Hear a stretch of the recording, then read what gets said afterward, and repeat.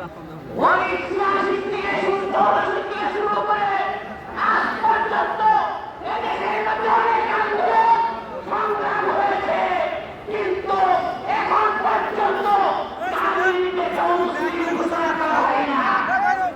আমরা আজকে এই সম্মেলন থেকে পরিষ্কার ভাষা বলতে চাই, তাদেরকে অমুসলিম ঘোষণা করতে হবে, তাদের জন্য ইসলামিক পরিভাষা নিষিদ্ধ করতে হবে।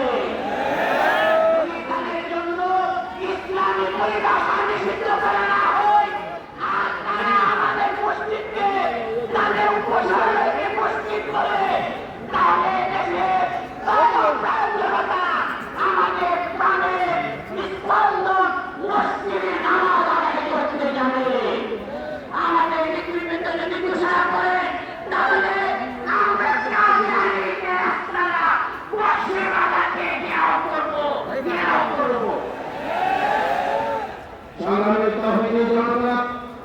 আমরা দেখতে পাচ্ছি আমাদের মধ্যে এই মাত্র উপস্থিত হয়েছেন সদর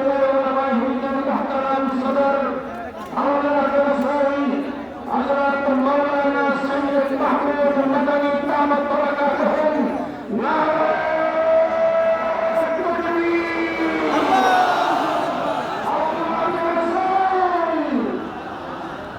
محترم حاضرین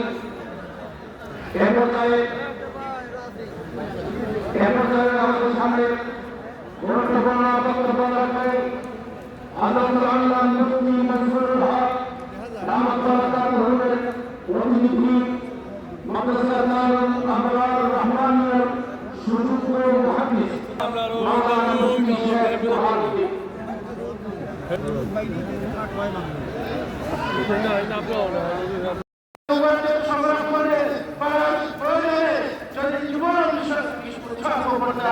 বিসর্জন দিতে হয়, তার জন্য আমরা প্রস্তুত আছি কিনা। যতক্ষণ পর্যন্ত এই দাবি পূরণ না হবে ততক্ষণ পর্যন্ত আমাদের আন্দোলন চলবে ইনশাআল্লাহ। আমরা আশা করি আজকের এই মহাসমাবেশ থেকে সরকারের সদয় হবে, সরকার তাদেরকে অমুসলিম বলে স্বীকৃতি দেবে।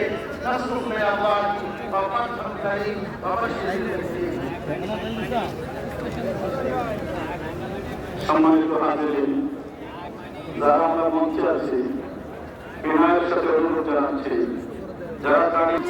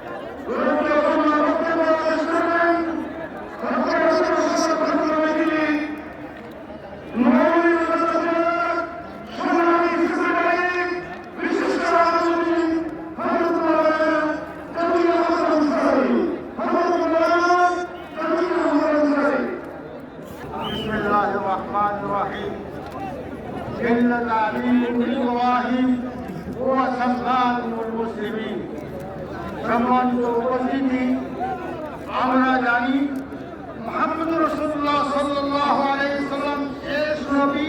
কেউ মানলেও শেষ নবী, কেউ না মানলেও শেষ নবী, কেউ মানলেও বিশ্ব নবী, কেউ না মানলেও বিশ্ব নবী। তবে এটা স্বীকৃত হয়ে গেছে, এজন্য আন্দোলন করতে হবে না। আন্দোলন আমাদের এই জায়গায় প্রত্যেকে এই জিনিসটা বুঝেন, ডক্টর ইউনূস সাহেব বুঝেন। বহুত তসবিরের ভরে উনি একটা লকব নিয়ে আসছেন। কি লকব? থেকে, খ্রিস্টানদের কাছ থেকে। আর আমরাও এখানে লক্ষ্য পেয়ে গেছি রব্বুল আলামিনের পক্ষ থেকে, সেটা হলো আমরা মুসলমান, খ্রিস্টানদের উম্মত। এই মুসলমান একত্রিত হয়ে নবীন আগামী হওয়ার একত্রিত হয়েও এক মুসলমানের মত এক সমতুল্য হবে না। এই পুরো মুসলিম এই দাবির উপরে পুষিত হবে। আমরা এটা মেনে নিতে পারি না। এই বাংলাদেশে কে হো ও মুসলমানের নাম নিয়া টিকে থাকতে হবে না। মুসলমানের ঐতিহ্য, মুসলমানের মসজিদে নামে কোনো মসজিদ করতে পারে না, আমরা বুঝে নেব ইনশাআল্লাহ।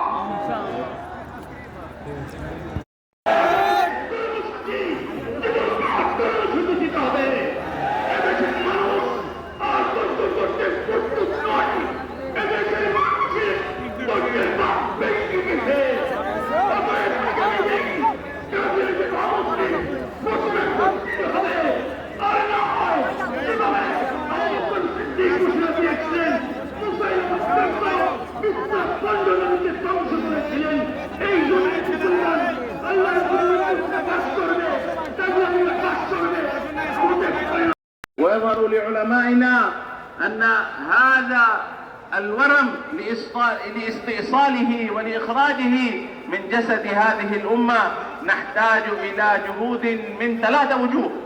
أولا من جهة الحكومات الإسلامية بأن يعلنوا كفر هذه الفرقة المارقة ومعاملتها كأقلية غير مسلمة، وعدم السماح لهم باستعمال الشعائر والمصطلحات الإسلامية.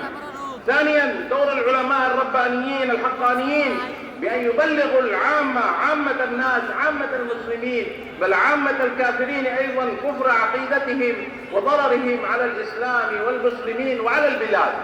فهؤلاء ليسوا أوفياء لا للإسلام ولا لبلدانهم، بل هم شجرة خبيثة أنبتها الاستعمار في هذا الأرض، والآن ينبتها في كل البلدان التي لها أثر لهذا الاستعمار.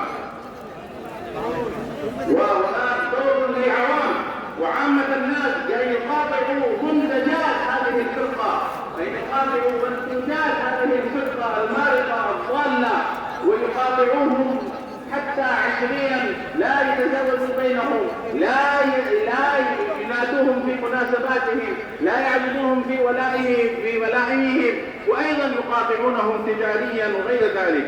فإن شاء الله إذا عملنا بهذه الأمور ال3 نرجو من رحمة الله سبحانه وتعالى بأن يشفي جسد هذه الأمة المحمدية العظيمة من هذا الورم الخبيث إن شاء الله سبحانه وتعالى.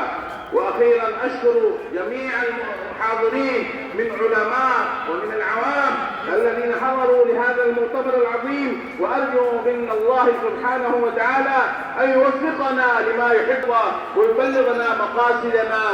آمين يا رب العالمين. وآخر دعوانا أن الحمد لله رب العالمين.